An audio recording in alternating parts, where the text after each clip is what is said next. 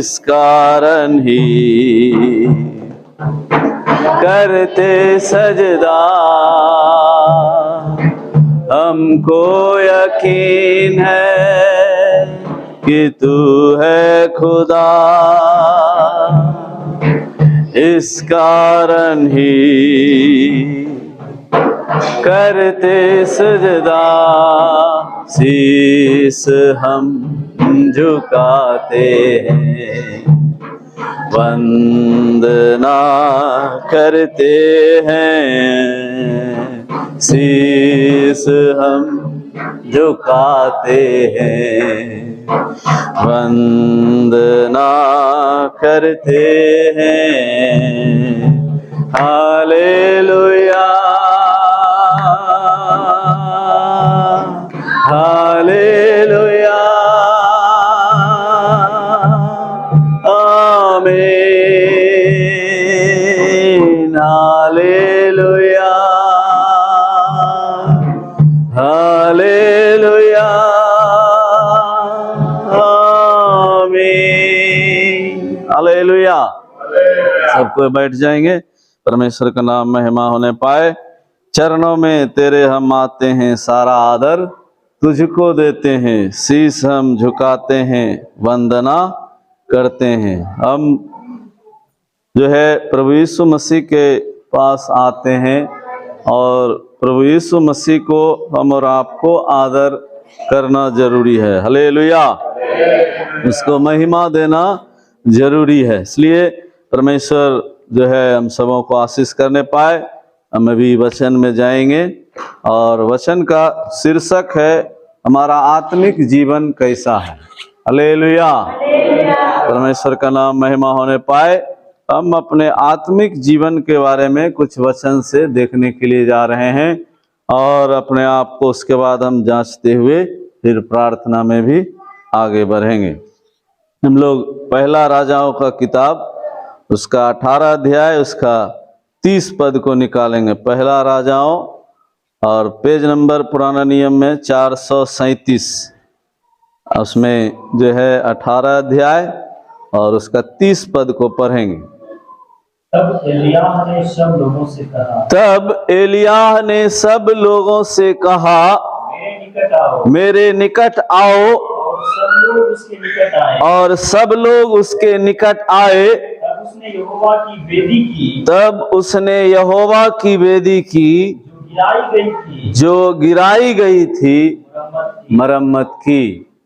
आमीन। हम लोग अपने आंखों को बंद करेंगे, प्रार्थना करेंगे। प्यारे परमेश्वर, प्रभु यीशु के नाम में पिता, हम आपके चरणों में आते हैं। वचन प्रभु तेरा है परमेश्वर, और तेरा वचन जो है वो व्यर्थ नहीं जाने वाला है परमेश्वर, क्योंकि तू जीवित है, तू सामर्थी है, तू आशीष करने वाला है, तू हमें परमेश्वर और पवित्र बनाने वाला है और अपने संग ले जाने वाला है। परमेश्वर, हम आपको धन्यवाद देते हैं इस वचन को प्रभु बताने के लिए, समझाने के लिए। पवित्र आत्मा, हम आपसे सहायता मांगते हैं। आप प्रभु हम सबों को सहायता मदद कीजिए सुनने में, समझने में, और प्रभु इस अनुसार अपने आप को जांचते हुए तेरे समीप और भी आगे बढ़ने के लिए हम लोगों को मदद की जा सके। यीशु मसीह के नाम में मांगते हैं, आमीन। हालेलुया। यहाँ पर जो है मैंने आपको शीर्षक बताया, हमारा आत्मिक जीवन कैसा है। हालेलुया। परमेश्वर जो है हम और आपको सवाल के रूप में रखा कि आप जो मेरे पास आते हैं, आप जो मुझसे प्रार्थना करते हैं, आप जो मेरा सेवा करते हैं, आराधना करते हैं, ये और दान दशमांश जो भी है आप देते हैं, परंतु ये जो है ये जरूरी है करना, परंतु क्या आपका रिश्ता जो है मेरे साथ सही है या नहीं है। हालेलुया। क्योंकि हम संसार के अंदर में भी ऐसा बात को देख सकते हैं, रिश्ता भले सही नहीं हो परंतु सारा मदद जो भी है वो सब होता है, परंतु भीतर से रिश्ता सही नहीं रहता। हालेलुया। तो परमेश्वर जो है बाहरी बातों को नहीं बल्कि भीतरी बातों को देखता है और उसको पसंद करता है। हमारा जो है, चाहे वो चाल चलन हो या हमारा कोई भी काम काज हो, वो परमेश्वर सब बात को देखता है। और हम बाहरी बातों से परमेश्वर को जो है प्रसन्न नहीं कर सकते। हालेलुया। बाहरी बातों से हम मनुष्य को खुश कर सकते हैं, प्रसन्न कर सकते हैं, परंतु भीतर की बातों से हम परमेश्वर को प्रसन्न कर सकते हैं। हालेलुया। और परमेश्वर हमें भीतर का जो परमेश्वर ने मनुष्य को हमारे अंदर में दिया है, जो आत्मा को दिया है, वो परमेश्वर उसको ठीक ठाक करने के लिए इस संसार में आया। हालेलुया। मनुष्य को जो परमेश्वर से जो है आज्ञा उल्लंघन करने के कारण रिश्ता जो है वो गड़बड़ा गया, और उस रिश्ता को कैसे ठीक करना है, कैसे सुधारना है, ये योजना परमेश्वर ने बनाया। हालेलुया। और उस योजना को परमेश्वर पिता ने पुत्र यीशु मसीह के साथ मिलके पूरा किया। हालेलुया। और वो योजना जो है वो लगातार जारी है। हालेलुया। क्योंकि आज भी बहुत सारे मनुष्य हैं जो प्रभु यीशु मसीह को जान नहीं रहे हैं। हालेलुया। और उससे जो है अनजान है, और उसके अप्रेम से अनजान है। इसलिए आज मसीह के विरोध में कई सारा काम होता है। हालेलुया। जब मनुष्य जो है परमेश्वर को, प्रभु यीशु मसीह को जानने लगेगा तो विरोध धीरे धीरे धीरे धीरे खत्म होने लगेगा। हालेलुया। और जब तक वो मसीह को नहीं जानेगा विरोध होते रहेगा। हालेलुया। इसलिए परमेश्वर से मनुष्य का जो रिश्ता खराब हो गया, उस रिश्ता को ठीक ठाक करने के लिए, उस रिश्ता को फिर से बनाने के लिए प्रभु यीशु मसीह इस जगत में आया। हालेलुया। और उन्होंने मन फिराव का प्रचार किया। मन जो है शरीर के बाहर दिखता नहीं है, वो अंदर में है, और उस अंदर की बातों को केवल परमेश्वर देखता है। हालेलुया। और बाहर जो है वो भी कुछ कुछ कामों को देखकर हम उसको समझ सकते हैं। हमारे मन में क्या है वो कहीं ना कहीं काम के द्वारा, बोली के द्वारा जो है वो प्रकट हो जाता है। कितना भी हम प्रयास करें छिपाने के लिए, वो छिपता नहीं है। हालेलुया। इसलिए परमेश्वर जो है हम और आप से चाहते हैं कि हम अपना भीतर की बातों को सही करें। हालेलुया। इसलिए परमेश्वर ने सवाल किया कि बेटा तुम्हारा आत्मिक जीवन कैसा है। ये सवाल परमेश्वर ने मुझसे किया, और वही सवाल को मैं आपके बीच में रख रहा हूं, क्योंकि जो भी परमेश्वर ने संदेश दिया वो मेरे लिए दिया पहले। हालेलुया। तभी किसी के लिए है, क्योंकि परमेश्वर मुझसे बात करता है तो मेरे बारे में बात करता है। हालेलुया। कि बेटा मैं तुझसे मिलने आया हूं, अभी तुम अपना हाल चाल बताओ कि तुम है कैसा। बाहर से बड़ा ठीक ठाक दिखता है, परंतु भीतर में क्या कुछ गड़बड़ी है क्या। हालेलुया। और जब हम उस बात को पूरी तौर से नहीं समझ पाते हैं तो परमेश्वर कई उदाहरण को लाके साथ में सामने रख देता है, ताकि हम उस उदाहरण से अपने आप को उसको समझ के जांच सकें कि मेरा बाप जो है जो मुझसे सवाल कर रहा है, क्या वो सही सवाल कर रहा है। हालेलुया। इसलिए यहां पर जो है कि पहला राजाओं उसका 18 अध्याय 30 पद में लिखा हुआ है कि तब एलिय्याह ने सब लोगों से कहा मेरे निकट आओ, और सब लोग उसके निकट आए। तब उसने यहोवा की वेदी की जो गिराई गई थी मरम्मत की। हालेलुया। परमेश्वर का वेदी जो गिरा दिया गया था, अर्थात हम और आप उसको अपने आत्मिक जीवन से ले सकते हैं। हमारा आत्मिक जीवन को किसी न किसी के माध्यम से यदि गिराया गया, हालेलुया, चाहे वो कोई भी हो सकता है, हमारा साथ में रहने वाला भी हो सकता है, हमारा मान लीजिए बाल बच्चा भी हो सकता है, या हमारा पत्नी भी हो सकती है, हमारा पति भी हो सकता है, कोई भी हो सकता है। हालेलुया। जिसके द्वारा शैतान काम करके हमारे आत्मिक जीवन को गिराने का प्रयास किया हो। हालेलुया। हो सकता है कि मान लीजिए हमारे बाल बच्चे के द्वारा इतना हमको परेशान किया गया, तंग किया गया कि हम जो मुंह बंद करे हुए थे गाली बकने के लिए, वो गाली बक दिए। हालेलुया। जो साधारणतः ये बात जो होता है, हम उस बात को बोल रहे हैं ताकि हम और आप सही ढंग से समझ पाए। हर एक के घर में बच्चे हैं और बच्चा जो है ये नहीं है कि हमारे सारे बातों को वो मानता है, बहुत कम बात को मानेगा, अधिकतर नहीं मानेगा। जो कहेंगे नहीं करना उसको करेगा। बार बार उस बात को देखते देखते क्या होता है, धीरे धीरे गुस्सा आता है और गुस्सा में गाली भी शुरू हो जाता है। हालेलुया। यीशु मसीह ने कहा क्रोध तो करो परंतु पाप मत करो। गुस्सा कर सकते हैं, डांटिए, मगर अब शब्द बोलना मना है। तो परमेश्वर जो है ये सब बातों से हमें समझाने का प्रयास करता है कि कोई भी हो सकता है तुम्हारे आत्मिक जीवन को गिराने के लिए।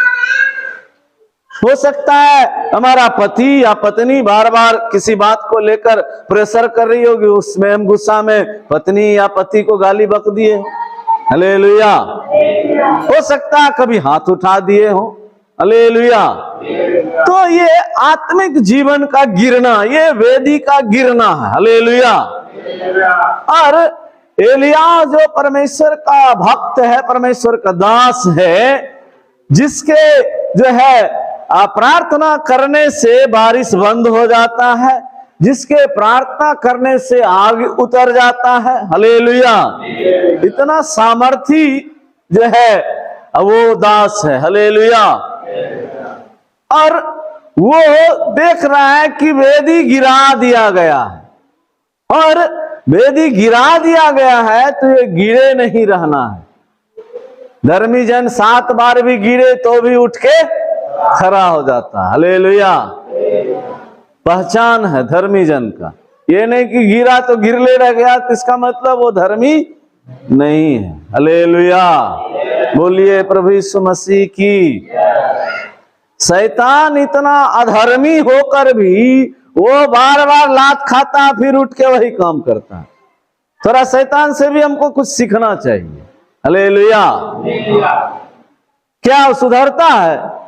नहीं सुधरता और बिगड़ता है। मगर हम और आप थोड़ा सा कुछ मिस्टेक हो गया, गिर गए तो हम तो अब तो गड़बड़ हो गए, अब तो स्वर्ग जाना मुश्किल हो गया, यीशु मसीह जो है हमसे नाराज होगा। अब आज प्रार्थना करना बंद। हालेलुया। बाइबिल पढ़ना बंद, चर्च जाना बंद, पास्टर को मुंह दिखाना भी बंद, जय मसीह कहना भी बंद। हालेलुया। शैतान बड़ा चालाक है, होशियार है, मगर परमेश्वर उससे बड़ा होशियार है। हालेलुया। इसलिए हमने कहा हम और आप उसके बेटा बेटी हैं, उसके संपत्ति में हम लोग का अधिकार है। हालेलुया। यदि पूरा सृष्टि उसका है तो सृष्टि हम लोग का भी। हालेलुया। ये कलीसिया उसका है तो ये कलीसिया हम लोग का भी। हालेलुया। बाप का संपत्ति में सारे बाल बच्चे का अधिकार है, चाहे वो बेटा हो या बेटी हो। हालेलुया। और जो है भारत का संविधान में जो है खास करके हालेलुया उसने शैतान के सिर को कुचल दिया, तो हमें और आपको भी उसने अधिकार दिया उसको कुचलने का। हालेलुया। उसने जो है घुटना टेक कर उस प्रार्थना किया, तो हम और आपको भी परमेश्वर ने सामर्थ्य दिया घुटना टेक कर प्रार्थना करें। हालेलुया। उसने आत्मिक जीवन को सही रख के जो है परमेश्वर के काम को पूरा किया, तो वो अधिकार हम और आपको भी दिया है। हालेलुया। बोलिए प्रभु यीशु मसीह की। इसलिए यहाँ पर हम एलिया को देखते हैं कि एलिया जो है सारे लोगों को बुला रहा है, और जब सारे लोगों को बुला रहा है तो सब लोग आ रहा है। ये एक कॉमन बात। उस समय का वो याजक है, वो एक पास्टर है। हालेलुया। उसको आप लीडर कहिए, बिशप कहिए, जो भी कहिए, परमेश्वर ने उस समय उसी को रखा था। हालेलुया। उसके बोलने से सारा विश्वासी लोग इकट्ठा हो रहा है। थोड़ा सा हम अपने आप को जांचेंगे। हम लोग शायद इस बात को हल्के में लेते होंगे। हमारा आत्मिक जीवन इस स्थिति में भी हो सकता है कि गिरा हुआ। कलीसिया में जब बुलाया जाता है, क्या उस बुलाहट को हम लोग सुन के उस अनुसार चलते हैं? हालेलुया। पास्टर जी आज बुला दे 10 बजे सब कोई जमा हो जाना। जितना अभी एलिया जिस समय है उस समय का लोग ऐसा नहीं कि बेरोजगार होगा। हालेलुया। वो भी काम काज करने वाला होगा। बिना काम किए उस समय था, और बिना काम किए खाना कहां से मिले? हालेलुया। तो ये सब काम काज कर रहा होगा, एक अनुमान मैं लगाता हूं। परंतु जब परमेश्वर के दास ने बुलाया, आइए हम लोग मिलके जो है परमेश्वर का वेदी को फिर से बनाएंगे। हालेलुया। आत्मिक जागृति सभा रखा गया है, इसमें सारे हालेलुया। कारण हमारा आत्मिक जीवन गिरा हुआ है। हालेलुया। हमारा भीतर का जो मनुष्य है वो मन नहीं फिराया है, वो ठीक ठाक नहीं हुआ है। इस कारण हम अपने अगुआ का बात को जो है अनदेखा कर देते हैं। हालेलुया। बोलिए प्रभु यीशु मसीह की। यहां पर एक विशेष सभा चलाया जा रहा है। एलिया के द्वारा परमेश्वर एक सभा को आयोजन किया है, और उस सभा का नाम है कि यहोवा का वेदी का पुनः मरम्मत करना। हालेलुया। और हम अपने आप को जो परमेश्वर के समीप आते हैं, हमारा जो जीवन आत्मिक जीवन का हाल थोड़ा सा खराब हो गया, बीमार पड़ गया है, थोड़ा सर्दी खांसी पकड़ लिया है, या सिर दर्द हो गया है, या बुखार लग गया है, उसका इलाज परमेश्वर के पास है। हालेलुया। जब तक हम उसके समीप नहीं आएंगे वो बीमारी जाने वाला नहीं है। हालेलुया। इसलिए यहाँ पर एलिया जब बुला रहा है, सब लोग उसके निकट आए, तब उसने यहोवा की वेदी की जो गिराई गई थी मरम्मत की, और सब मिलकर यहाँ पर परमेश्वर का वेदी का मरम्मत कर रहा है, ठीक ठाक कर रहा है। हालेलुया। इसलिए हम जो है इस मामले में भी अपने आप को देखना है कि क्या मेरा हाल जो है आत्मिक हाल सही है या नहीं है। क्या हम गिरे हुए हैं या परमेश्वर के सामने ठीक ठाक नजर आ रहे हैं। हालेलुया। दूसरा हम लोग एक और वचन को निकालेंगे, इफिसियों 5 अध्याय उसका 14 पद। इफिसियों 5 अध्याय उसका 14 पद को निकालेंगे।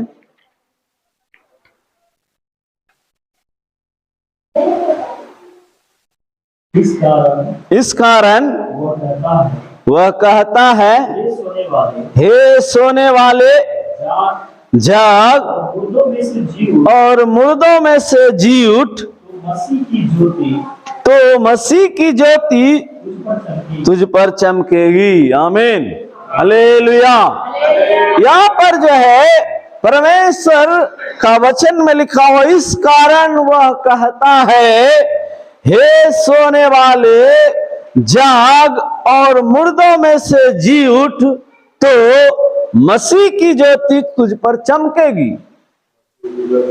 जो आत्मिक जीवन जिसका गिरा हुआ है, चाहे वो प्रार्थना के कमी के कारण गिरा हो या किसी और बात के कारण गिरा हो सकता है हम वचन नहीं पढ़ते होंगे, या हो सकता है हम जो है प्रार्थना में शामिल नहीं होते होंगे, या हो सकता है कि हम जो है दान दशमांश देने में हमारे पास रहते हुए भी हम नहीं देते हैं, तो वो स्थिति में भी हमारा आत्मिक जीवन गिरा हुआ है। हालेलुया। जिसके पास मजबूरी है उसके लिए कोई बात नहीं है, परमेश्वर सब देख रहा, जान रहा है किसका हाल कैसा है, मगर हमारे पास है फिर भी हम निकालने के लिए नहीं चाहते हैं प्रभु के लिए, तो परमेश्वर उसका भी हिसाब लेगा। हालेलुया।